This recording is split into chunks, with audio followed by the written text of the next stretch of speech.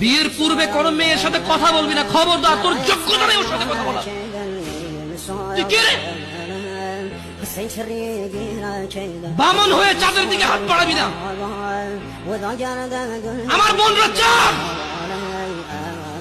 ওয়াল্লাহি যেদিন ইসলামী শাসন আসবে, যেদিন ইমাম মেহেদী আসবে, যেদিন ঈসা আলাইহিস সালাম আবার আসবে, ওনার বন্ধের উপর যারা হাত দেবে উনি হাত কেটে ফেলবে। বামন হয়ে চাঁদের দিকে হাত বাড়াবি। আমার বোনরা চাঁদ।